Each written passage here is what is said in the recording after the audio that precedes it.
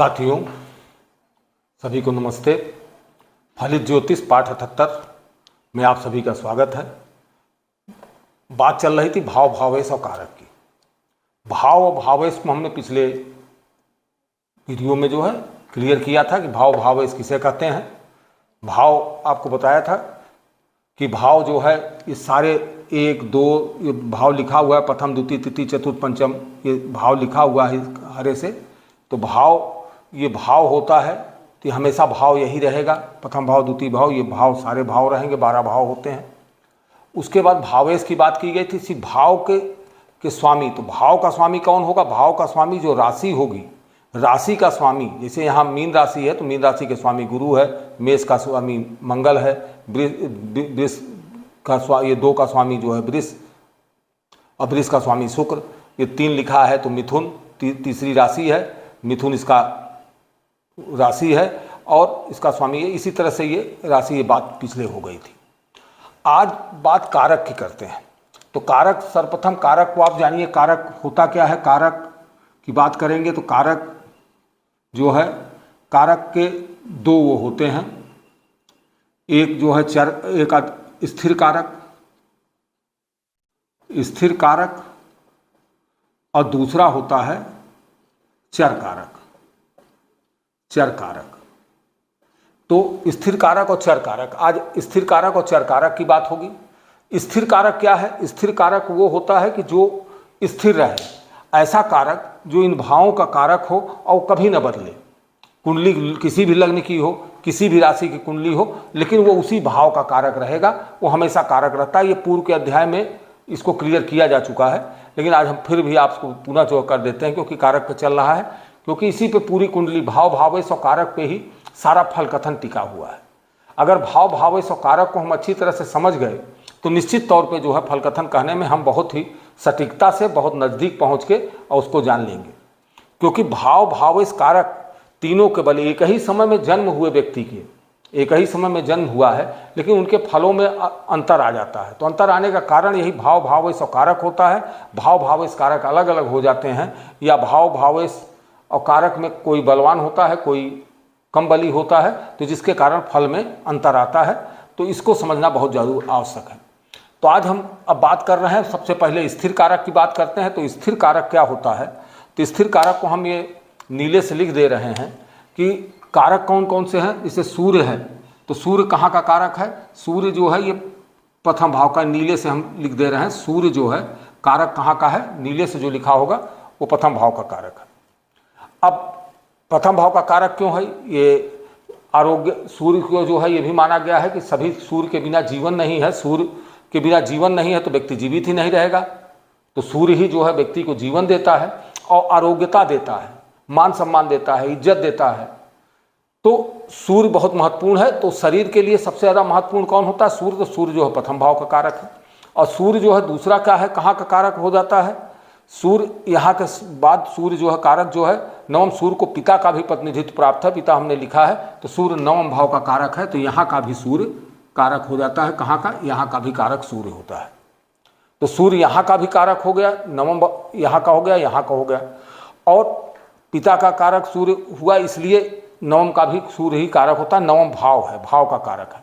अब दसम भाव का भी कारक सूर्य होता है। तो दसम भाव का कारक सूर्य होगा, तो दसम भाव का कारक ये सूर्य यहाँ भी होगा। तो ये 3 भावों का कारक है। सूर्य जो है प्रथम भाव का, नवम भाव का और दसम भाव का कारक। दसम भाव कर्म का होता है। तो कर्म, ज़्यादातर लोग जो है जब कर्म करते हैं, कोई भी कर्म करते हैं, तो कर्म में भी ऊर्जा की आवश्यकता होती है, और ऊर्जा होगी। और उसके बाद राज्य से जो है सरकारी नौकरियां भी करते हैं, सरकारी नौकरी में भी होती है। तो सरकारी नौकरी के भी कारक जो है राजा, चूंकि राजा का पदवी है तो यहाँ का होता है, इसलिए सूर्य जो है प्रथम, नवम और दसम। तो यहाँ हम लिख देते हैं कि किसका किसका कारक है। ये स्थिर कारक की बात हो रही है। तो स्थिर कारक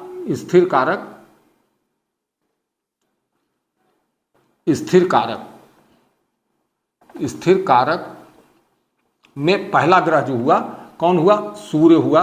तो सूर्य कहाँ का है? प्रथम भाव का, प्रथम भाव का, 9वें भाव का और 10वें भाव का कारक है। तो सूर्य 1 9 10 ये भाव समझिएगा, प्रथम नवम दसम भाव का कारक। भाव का कारक है। इसको राशि न समझिएगा आप, इसको भाव समझिएगा, भाव का कारक है। अब दूसरी बात आती है, अब चंद्रमा की बात आती है। तो चंद्रमा कारक कहाँ का है आपका? तो चंद्रमा का कारक, चंद्रमा जो है माता का प्रतिनिधित्व करता है, मन को प्रतिनिधित्व करता है, हृदय को प्रतिनिधित्व करता है। तो चंद्रमा कहाँ का कारक हो जाता है? चंद्रमा चतुर्थ भाव का कारक हो जाता है। तो यहाँ का कारक जो है चंद्रमा एक ही भाव का कारक होता है, चंद्रमा चतुर्थ भाव का कारक होता है कि माँ को प्रतिनिधित्व करने के कारण यहाँ का ही कारक बनता है। तो उसको भी यहाँ पे हम दूसरा ग्रह लिख दे रहे हैं, चंद्रमा। चंद्रमा कहाँ का कारक है? चौथे भाव का कारक है। चौथा यहाँ भाव लिख देते हैं, भाव का कारक है, भाव ही समझते रहिएगा। अब बात आ जाती है चंद्रमा के बाद जो है किसकी बात आएगी? मंगल की बात आएगी। ये स्थिर कारक है, हमेशा ये यहीं का कारक रहेगा। कुंडली में ये राशि कोई भी हो जाए, लेकिन कारक क्या रहेगा? कारक सूर्य हमेशा यहाँ का, यहाँ का, यहाँ का, यही तीन जगह कारक रहेगा। चंद्रमा यहाँ का कारक रहेगा। अब मंगल की बात आती है तो मंगल जो है, मंगल को हम पहले बता चुके हैं कि मंगल फोर्स है, बल है, छोटे भाई बहन है। और तो मंगल छोटे भाई बहन है, बल है, तो बल की बात आएगी। मसल्स के हमारे मसल्स हैं, और मंगल फोर्स है, ताकत जहाँ भी हर जगह लगती है। तो मंगल कारक कहाँ का होता है? मंगल यहाँ का कारक होता है। मंगल कारक कहाँ का है? मंगल तीसरे भाव का कारक। और फिर मंगल छठे भाव का कारक होता है। छठे भाव का कारक मंगल क्यों होता है? इसको भी आपको समझने की जरूरत है। छठे भाव का कारक होने का कारण ये है कि यहाँ पे शत्रु की भी बात होती है। तो जब शत्रु की बात होगी तो शत्रु की बात हो, शत्रु से हमको लड़ने में, जीतने में, रोग का है, यहाँ से बात करते हैं, रोग को भी लड़ने में ताकत की हमको आवश्यकता होती है, हमारी मन शक्ति की, बल की आवश्यकता होती है। तो ये मंगल भी जो है यहाँ का कारक है। तो मंगल की बात हो गई। तो मंगल जो है तीसरा ग्रह जो मंगल है, मंगल कहाँ कहाँ का कारक है? स्थिर कारक, तीसरे और छठे भाव का कारक है। अब मंगल के बाद बुध की बात आती है। तो बुध जो है कहाँ का कारक होगा? बुध जो, आप बुध को समझिए, बुध जो है बुद्धि का स्वामी है। इसे कहा गया है बुद्धि का स्वामी है। तो बुद्धि का स्वामी है, तो बुद्धि कहाँ है? हमको आवश्यकता होगी हमारे सुख की, जब भी हमें सुख की जरूरत होगी। तो यह सुख का भाव है, चौथा भाव सुख का भाव है। तो सुख के भाव में हमको बुद्धि की आवश्यकता, बिना बुद्धि के जो है सुख नहीं प्राप्त हो सकता। कि हमारी बुद्धि जो होगी, बुद्धि जो है बुद्धि सुख को देगी। तो यहाँ का कारक कौन हो जाएगा? बुध हो जाएगा। बुध यहाँ का कारक होगा, क्योंकि सुख का। और बिना बुद्धि के कर्म नहीं हो सकता है। कर्म करेंगे, कोई भी काम करेंगे तो बुद्धि की आवश्यकता होगी। तो बुद्धि का कारक जो है, बुध जो है यहाँ का भी कारक हो जाएगा। कहाँ का? बुध यहाँ का कारक हो जाएगा, बुद्धि का कारक। तो बुद्धि का कारक, तो बुध कहाँ कहाँ का कारक हुआ? ये चौथा भाव, पहला, दूसरा, तीसरा, ये चौथा भाव। और फिर पांचवां, छठवां, सातवां, आठवां, नौवां, 10वां भाव। तो ये किस किस भाव का कारक हुआ? ये चौथे और 10वें भाव का। तो ये चौथा ग्रह कौन हुआ? बुध। अब बुध कहाँ का हुआ? चौथे और 10वें भाव का कारक हो गया। अब चौथे 10वें भाव का कारक।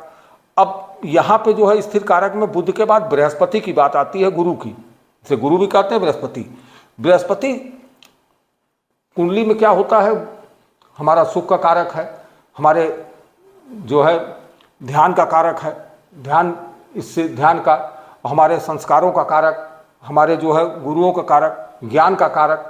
तो ये सब ज्ञान, इस सब चीज़ें। तो बुद्धि, गुरु जो है, गुरु सबसे अच्छा ग्रहों में से गिनती है। तो गुरु जो है कहाँ कहाँ का कारक? गुरु कई जगहों कारक होता है। तो ये गुरु एक तो धन का भी कारक होता है। तो धन का कारक होने के कारण गुरु कहाँ का कारक हुआ? गुरु यहाँ का कारक हो गया। गुरु कहाँ होगा? धन भाव का कारक हो गया। अब धन भाव के कारक होने के बाद गुरु कहाँ हुआ? और ये 5वें भाव का, ये संतान का कारक होने के कारण, चूंकि संतान भाव 5वां भाव संतान भाव होता है, तो यहाँ का कारक भी गुरु हो गया। अब संतान के बाद 9वें भाव का कारक, 9वां भाव भाग्य का भाव होता है। तो 9वें भाव का कारक भी गुरु होता है, भाग्य को देने वाला। हमको यहाँ पे गुरु यहाँ का भी कारक हुआ। यहाँ का कारक होने के दूसरा ज्ञान की बात आती है। तो उच्च शिक्षा की बात भी यहाँ से हम देखते हैं, ज्ञान देखते हैं, धर्म कर्म देखते हैं। तो वो भी गुरु से होता है। गुरु के आशीष से ही हम धर्म कर्म में होगा, गुरु की कृपा से ही हम जो है ध्यान और धर्म कर्म की ओर रुचि हमारी होती है। तो गुरु 9वें का भी कारक है। और गुरु ज्ञान के बिना भी हमारा जो है वो नहीं होगा। तो ज्ञान के बिना नहीं होगा। तो गुरु जो है 10वें भाव का भी कारक जो है, यहाँ का भी कारक गुरु होता है। गुरु 10वें भाव का कारक होता है, क्योंकि 10वां भाव ज्ञान के बिना, ज्ञान नहीं है किसी चीज़ की, तो हम कर्म करने में भी हमको दिक्कतें आएंगी, तो इसलिए गुरु यहाँ का भी कारक। उसके बाद गुरु धन का स्वामी हमने बताया था, तो धन का स्वामी है, तो धन, आय से हमको क्या प्राप्त होती है, आय से धन प्राप्त होती है, तो गुरु कहाँ का है, गुरु 11वें भाव का भी कारक होता है, स्थिर कारक गुरु होता है। अब गुरु के बाद आता है, ये यहाँ पे आप लिख लीजिए, गुरु की बात करते हैं तो गुरु जो है, गुरु 1, 5, 9, 10 और 11, ये 5 भावों का कारक है। यानी गुरु ही सबसे महत्वपूर्ण, कुंडली में गुरु जो है, गुरु की कृपा से ही सारी चीज़ें होती हैं। यहाँ तक कहा जाता है कि गुरु की दृष्टि अगर किसी पाप घर पर भी पड़ जाती है तो पाप प्रभाव को खत्म कर देती है। तो गुरु जो है बहुत महत्वपूर्ण है, ये आप इस स्थिर कारक में याद रखिएगा। अब उसके बाद अगला ग्रह कौन सा आता है, बृहस्पति के बाद शुक्र की बात आती है। शुक्र जो है हमारे वीर को प्रतिनिधित्व करता है, हमारे पत्नी को प्रतिनिधित्व करता है, पति के लिए पत्नी, पत्नी के लिए पति, और हमारी कामनाओं को प्रतिनिधित्व करता है, हमारा पार्टनरशिप को। तो ये हमारा 7वां घर क्या होता है, 7वां घर हमारा पति पत्नी का घर होता है, भोग का घर होता है। तो भोग की बात, जब भी कामनाएं होंगी तो कामनाओं का भोग होगा, तो भोग के लिए प्रतिनिधित्व करेगा। तो इसका स्थिर कारक कौन होगा, इसका स्थिर कारक शुक्र होगा। तो शुक्र होगा, तो शुक्र केवल एक ही भाव का कारक है, तो छठा ये जो है शुक्र की बात होती है। तो शुक्र कहाँ का कारक है, शुक्र जो है 7वें भाव का कारक। अब शुक्र के बाद शनि की बात आती है। शनि जो है, शनि दुख का कारक है, लेकिन शनि हमारे आयु का भी कारक है। शनि दुख का कारक है, आयु का कारक है, शनि कर्म का भी कारक है, क्योंकि काम करने में शनि हमने कहा सेवक होता है, शनि काम का कारक है, और शनि हमारे मोक्ष को दाता भी है, मृत्यु का भी कारक है। तो इसलिए इन चीज़ों का मुख्य कर्ता धर्ता कौन होता है, इन चीज़ों को देने वाला कौन है, शनि है। तो शनि कहाँ कहाँ का हो गया। अब शनि जो है छठे भाव, ये छठा भाव जो है आपका शत्रु रोग चिंता संदेह पीड़ा का होता है, तो दुख देने का है।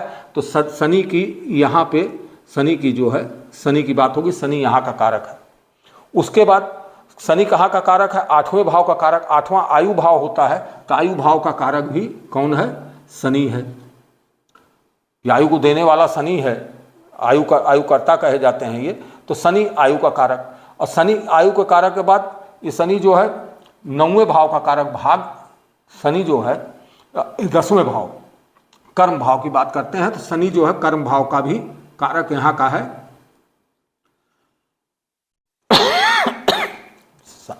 तो शनि जो है शनि किसी भी कार्य को करने में, क्योंकि जो कार्य करता है, सेवक की बात जो आती है, सेवक कार्य जो है हम किसी भी तरीके का, चाहे हम राजकीय नौकरी कर रहे हों, चाहे व्यक्तिगत कार्य कर रहे हों, सब में शनि की आवश्यकता होगी। शनि के बिना कार्य नहीं हो सकता। तो शनि कर्म भाव का भी कारक है। अब कर्म भाव का कारक, और उसके बाद शनि मोक्ष का भी कारक है। तो ये आपका जो है, ये भाव जो है शनि 12वां भाव, 12वां भाव शनि का भाव होता है। तो शनि यहाँ का भी कारक होता है, शनि की वजह से ही शनि यहाँ का भी कारक होगा। अब शनि की बात हो गई। 7वां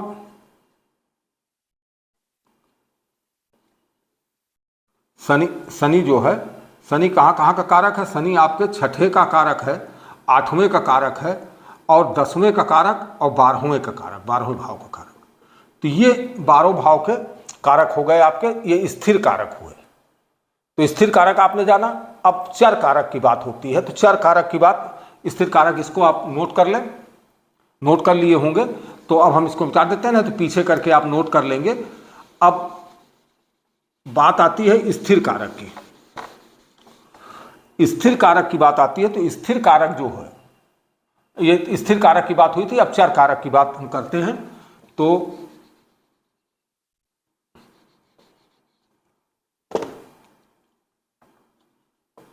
चर कारक, चर कारक क्या है, जो चलायमान हो, समय समय पर बदलता रहे। ये कारक जो थे स्थिर कारक, ये हमेशा जो है इन भाव, जिस भाव में ये लिखे हुए हैं नीले से, वो उस भाव के कारक रहेंगे। जब भी आप शरीर की बात करेंगे, किसी व्यक्ति के मान सम्मान इज्जत आदि की बात करेंगे, तो वहाँ से सूर्य को जरूर देखेंगे। कारक जो है सूर्य, उसमें जरूर उसका प्रभाव पड़ेगा। कोई ग्रह अच्छा है नहीं है, खराब है, ये भाव खराब है, सब कुछ खराब है, लेकिन सूर्य इसमें अगर ठीक है तो सूर्य जो है उसके कारकत्व को बढ़ा देगा और सूर्य संभाल लेगा। उसी प्रकार धन के बारे में, अगर धन का भावेश जो है, यहाँ धन का स्वामी जैसे मेष, यहाँ मंगल है, मंगल खराब भी हुआ लेकिन गुरु यहाँ है तो गुरु धन के जो है आपको जो है स्थिति सुधारेगा।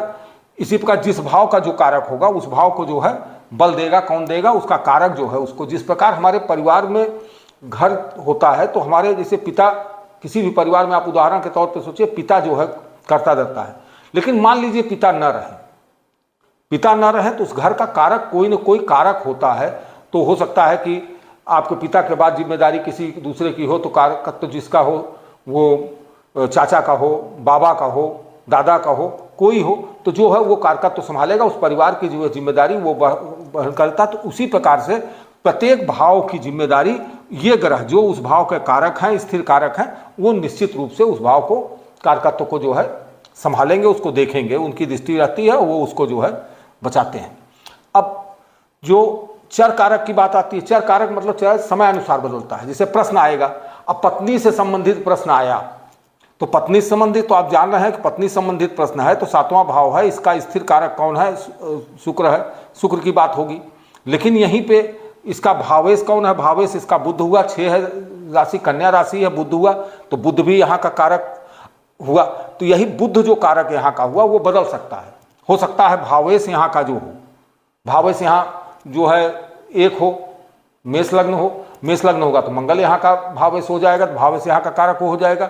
इसी प्रकार यहाँ पे वृष लग्न होगा तो शुक्र कारक हो जाएगा। तो इस तरह सुख बदलते रहेंगे। और जिसे पति से, पति की बात होगी तो पति का कारक जो है गुरु होता है, तो पति के लिए गुरु को देखा जाता है, जबकि यहाँ का कारक गुरु नहीं है, लेकिन पति के लिए देखना होगा। किसी लड़की की शादी की बात आएगी, उसके पति की बात देखनी होगी तो गुरु को भी देखना आवश्यक है, गुरु इसका चर कारक होगा। तो इसलिए चर कारक में ये होता है, जैसे अब उसमें एक चीज आप ये भी समझिए, अब इसमें चर कारक में प्रश्न, जैसे प्रश्न आएंगे, चर कारक में प्रश्न, जो भी प्रश्न होगा, धन का संबंध होगा तो धन का संबंध होगा तो गुरु उसका कारक है, लेकिन वहां के भावेश भी देखा जाएगा, भावेश कौन सा कारक है तो उस कारक होगा। अब चर कारक में इसलिए चर कारक बदलेगा, चर कारक में वियोग नहीं, चर कारक के कोई भी कारक हो सकते हैं, चर के अलग अलग कारक होंगे। जैसे दिन में जन्म होता है तो दिन में किसी व्यक्ति का जन्म हो, दिन का जन्म हो, दिन का जन्म अगर है तो कौन सा कारक होगा? सूर्य कारक हो जाता है दिन का जन्म। और रात्रि का जन्म हो, यदि यही रात्रि का जन्म हुआ, रात्रि का जन्म है तो रात्रि का जन्म है तो इसका कारक शनि हो जाता है।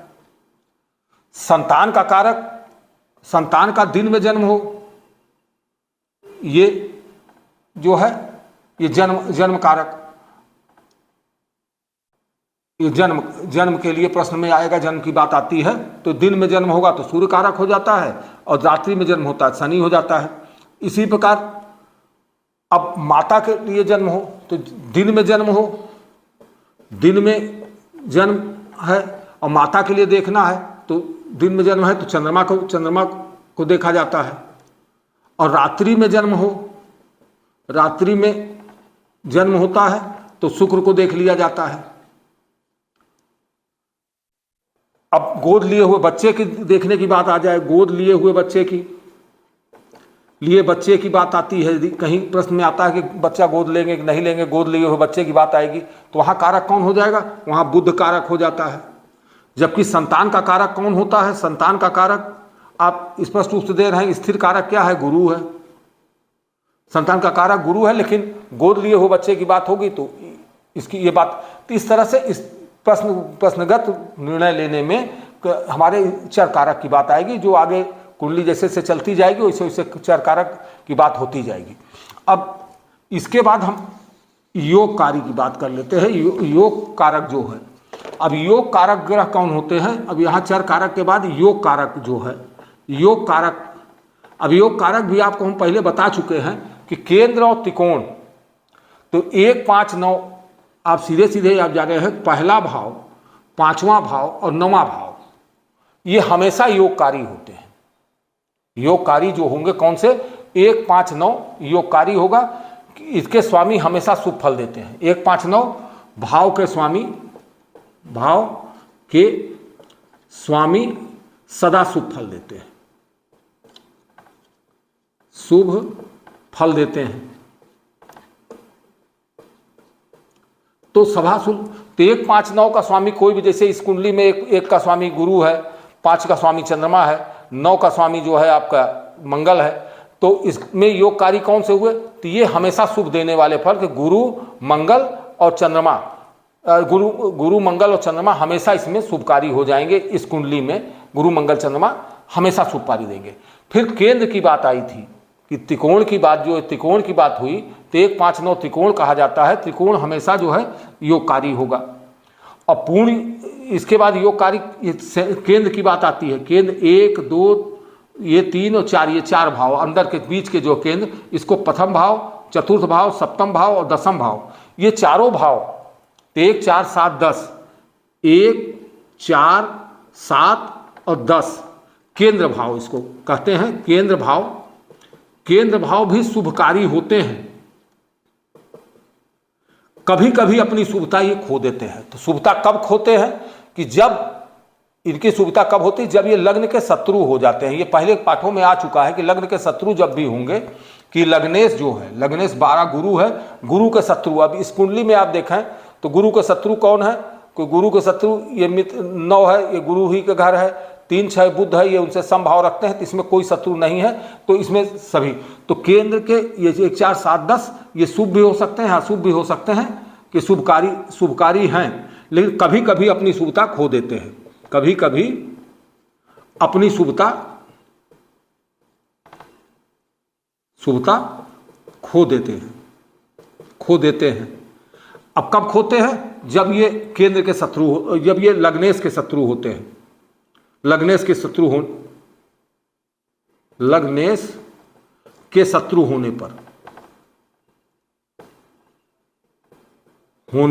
पर ये अपनी शुभता खो देंगे। तो ये अब केंद्र त्रिकोण हो गया। अति योगकारी, जिसको पूर्ण योगकारी कहते हैं। तो पूर्ण योगकारी की बात होती है, तीसरी चीज होती है, ये योगकारी 1 हो गया, ये 2 हो गया, और तीसरा पूर्ण योगकारी।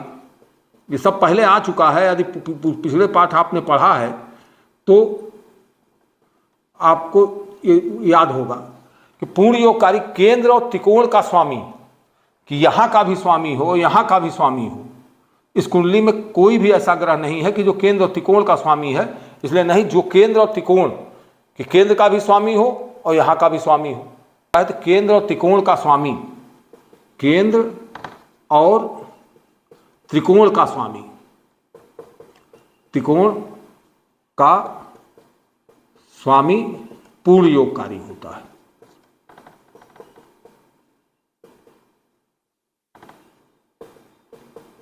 है। तो अब आप ये जाने केंद्र का स्वामी।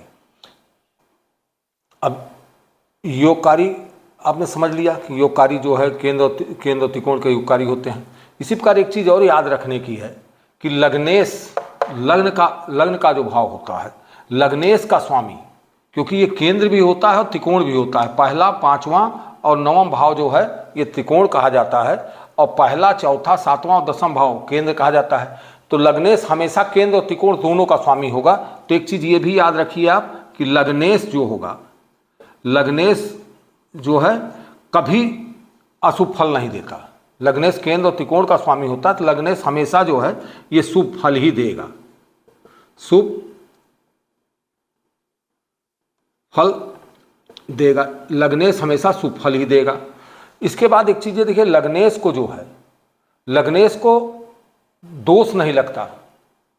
लग्नेश को जो है कहाँ का दोष नहीं लगता? लग्नेश जो है 6ठे, 8वें, 12वें भाव। लग्नेश कहाँ आ जाता है? लग्नेश जब भी देखिए, लग्नेश कोई भी ग्रह जब आता है तो ये कहा गया है दुख भाव कौन है? 6ठा है, 8वां है और 12वां को दुख भाव कहा गया है। तो दुख भाव में जब कोई ग्रह आते हैं तो वो खराब फल देते हैं। तो लग्नेश जो है, लग्नेश 6ठे, 8वें, 12वें में का दोष, 6ठे, 8वें, 12वें भाव का दोष लग्नेश को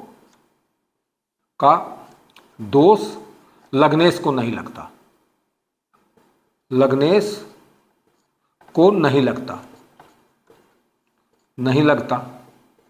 एक चीज ये भी जान लीजिए। उसके बाद अब फल किस प्रकार देते हैं ये? तो फल देते हैं तो फल को आप इस तरह समझें कि 1 4 7 10 भाव, पहला त्रिकोण का जो केंद्र का भाव है, पहला भाव, चौथा भाव, सातवां भाव, 10वां भाव, ये उत्तम फल देते हैं। यानी पांचवा चीज ये याद रखें आप कि पहला, चौथा, सातवां और 10वां भाव जो होता है, ये भाव के कारक ग्रह, भाव के कारक ग्रह हमेशा शुभ फल देंगे। ये मतलब उत्तम फल देंगे, मतलब सबसे ज़्यादा फल देते कि ये उत्तम फल देते हैं, हम फल देते हैं। अब इसके बाद 1 4 7 10 को आपने समझा, इसको नोट कर लेंगे, इसको हम मिटा दे रहे हैं और आगे की चीजें जो है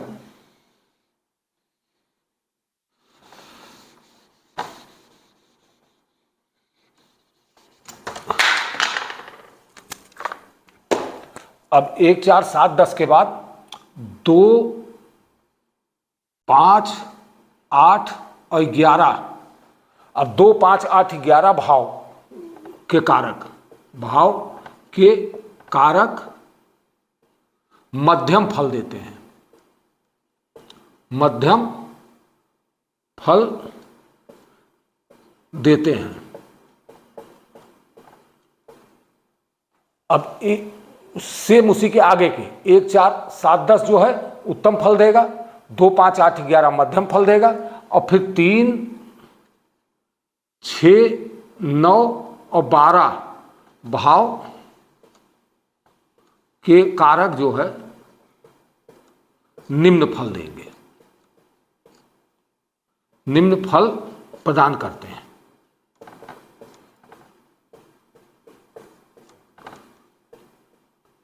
अब आप देखिए 1 4 7 10 के कारक जो होंगे, अब कुंडली में देखिए पहला भाव, ये चौथा भाव, ये पहला, चौथा, सातवां और 10वां, इसके जो है उत्तम फल देंगे कि यहाँ का, अगर यहाँ का जो कारक है, तो यहाँ का कारक कौन कौन है, अब आप यहाँ कारक देख लीजिए। यहाँ का कारक सूर्य है, चंद्रमा है, बुध है, शुक्र है, और यहाँ शनि, सूर्य, गुरु और बुध। तो ये जो है यहाँ के कारक अगर इसी भाव में बैठे हों, ये जान लीजिए कि यहाँ के कारक जो हैं यहीं बैठ गए तो हमेशा उत्तम फल देंगे, इसके फल उत्तम देंगे। और 2 5 8 11 के कारक, तो दूसरा ये गुरु, पांचवा ये गुरु, और 2 5 और 8 और 11, 8वां भाव का शनि और 11वें भाव का गुरु। तो इसमें जो है गुरु और शनि, इनके कारक जो है गुरु शनि, ये भी क्या करेंगे, हमेशा जो है मध्यम फल देंगे। इस भाव में अगर बैठे हों, यहीं बैठ गए हों, आके बैठ गए हों, तो वो जो है मध्यम फल देंगे। तीसरी चीज आती है, तीसरी 3 6 9 12, तो तीसरा, छठा, 9वां और 12वां भाव, इसके कारक जो भी होंगे, तो इसके कारक कैसा फल देंगे, तीसरे छठे 9 भाव रख कर निम्न फल देते हैं। तो तीसरे का कारक कौन है, मंगल है, छठे का कारक मंगल है, 9वें का कारक सूर्य गुरु है, और 11वें का कारक जो है, अगर इसी जगह पर बैठ जाते हैं, इन्हीं भावों में बैठ जाते हैं, तो ये क्या करेंगे, कैसा फल देंगे, निम्न फल देंगे। इसके बाद एक चीज और जाए, कारक जो भी कारक ग्रह होते हैं, कारक एक शब्द आता है उसमें, कारक भाव नासाय, कारक भाव नासाय, नासाय की बात आती है, ये आती है कारक भाव नासाय। तो कारक जो है, कारक भाव में ही अपने भाव में बैठ जाते हैं। जब कारक जिस भाव के कारक हैं उसी भाव में अकेले बैठ जाते हैं, तो क्या करते हैं, तो कारक ग्रह अपने ही भाव में, अपने ही भाव में अकेले बैठ जाएं, इनके साथ कोई ग्रह ना हो, अकेले बैठ जाएं, तो फल का नाश कर देते हैं, नाश करते हैं। ये सिद्धांत हैं, तो ये सब चीजें आपको याद होनी चाहिए कि यदि याद रहेगी तो आपको फल कथन में बहुत ज्यादा सुविधा होगी। अब जैसे सूर्य यहां का कारक है, अकेले सूर्य लग्न में बैठा है, तो व्यक्ति की जिंदगी में अच्छा फल परिणाम नहीं देगा। यहाँ का गुरु है, गुरु धन भाव में अकेले बैठ गया यहाँ पे गुरु लग्न कुंडली में अकेले बैठा है तो इस भाव के फल को नाश करेगा। मंगल तिथि भाव में अकेले बैठा हो तो मंगल बल को नाश करेगा, छोटे भाई बहनों के लिए नुकसान पहुंचाएगा। चंद्रमा और बुध जो है चतुर्थ भाव में बैठे हैं तो माता को दुख देगा, मन को दुख देगा, सुख में कमी लाएगा। पंचम भाव में गुरु बैठा हो तो संतान और विद्या में जो है ये दिक्कत परेशानी देगा। इसी प्रकार छठे भाव में शनि और मंगल जो है छठे भाव में बैठे हैं तो शत्रु रोग चिंता संदेह पीड़ा जो है यहाँ कर्जा आदि हो जाएगा, कर्जा आदि दिक्कतें ये सब आएगी यदि अकेले बैठे हों, एक ही ग्रह अकेला बैठा हो। सातवें भाव में शुक्र जो है बैठ गया अगर, तो शुक्र जो है सातवें भाव में है तो पारिवारिक जिंदगी में जो है दिक्कत लाएगा, परिवार में कलह आदि पैदा करेगा। आठवें भाव में शनि बैठा हो तो आयु के लिए दिक्कत परेशानी देगा, बीमारियां देगा। सूर्य गुरु अगर नवम भाव में बैठे हैं तो पिता को लिए दिक्कत परेशानी हो जाएगी, ज्ञान में कमी हो जाएगी, भाग्य की कमी हो जाएगी। और सूर्य गुरु शनि बुध इसमें से कोई ग्रह यदि अकेला यहाँ बैठ गया तो कर्म में दिक्कतें आएंगी। एकादश भाव में गुरु अकेले बैठ जाएगा तो आय में कमी आ जाएगी। और द्वादश भाव में कौन बैठ गया? शनि बैठ गया तो आपके जो है व्यय में जो है इसमें दिक्कतें आएंगी। यहाँ से दिक्कत अस्पताल आदि की आपको पड़ सकता है क्योंकि रोग से छठा है। तो ये आपने समझा क्या कि इस तरह से कारक जो है स्थिर कारक, चर कारक और स्थिर कारक जो है अपने भाव को ये करते हैं। वक्री ग्रह जो होते हैं, कुछ ग्रह देखिए इसमें हम आपको पहले भी चर्चा किए थे कि जो ग्रह चलते हैं तो ग्रह हमेशा इस तरह से चलते हैं कि यहाँ चलेगा, यहाँ आएगा, यहाँ से ग्रह यहाँ आएगा, 30 डिग्री चलने के बाद यहाँ आएगा, फिर 30 चलेगा तो फिर यहाँ आएगा, फिर 30 चलेगा। इस तरह ग्रह इस तरह से बराबर गति करते रहते हैं। तो ग्रहों को गति पूर्व के अध्याय में बताए हैं। तो यही ग्रह कभी कभी वक्री हो जाते हैं। तो वक्री हो जाते हैं तो उल्टे चलने, जब वक्री ग्रह होगा उल्टे चलता है तो प्रतीकात्मक उल्टे वो दिखाई देता है। तो ग्रह जो है कुंडलियों में आप देखेंगे कहीं कहीं ऐसे सूर्य और वहाँ पे लिखा होता है वक्री, ऐसे वक्री लिखा होगा। तो वक्री ग्रह जो होते हैं, तो वक्री ग्रह जो है आपको जो है शुभ फल जो है बढ़ा देते हैं। वक्री ग्रह हमेशा, वक्री ग्रह, वक्री कारक ग्रह कर लीजिए, कारक ग्रह की बात हो रही ना, तो वक्री कारक ग्रह अपने फल में वृद्धि कर देते हैं, फल में वृद्धि करते हैं, वृद्धि करते हैं। तो अब आपने ये समझा कि आज जो है कि इसको समझा, और भाव का कारक भाव में ही हो, भाव का कारक भाव में ही अकेले, जैसे हमने बताया कि भाव का कारक भाव में ही अकेले हो जाता है, नाश करते हैं तो वहाँ कठिनाई पैदा कर देते हैं। और वक्री ग्रह जो है हमेशा बढ़ा देते हैं और भाव का कारक केंद्र त्रिकोण में है। तो ये चीज़ें अब आपको याद रखने वाली हैं कि ये चीज़ें आप याद रखेंगे तो आपको जो है सुविधा होगी। अब आज हम इसको यहीं पे कारक, अब आपने भाव समझ लिया, भावेश समझ लिया, कारक को समझ लिया।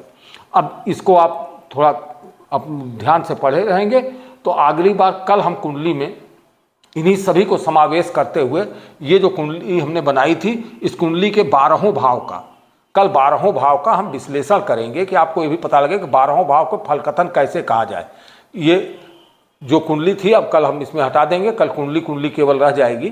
तो अब आप इसमें भाव के फलकथन को समझेंगे कि भाव से, भावेश से, कारक से आप कैसे है इसका कथन कहेंगे। उसके बाद आपको कुछ सूत्र देंगे हम कि भाव कब शुभ होते हैं, किन किन परिस्थितियों में शुभ होते हैं, किन परिस्थितियों में अशुभ होते हैं। तो भाव में क्या है उसको भी समझने की जरूरत है। आज के लिए इतना ही। सभी को नमस्ते। कल अगले पाठ से फिर आपसे मुलाकात होगी। धन्यवाद।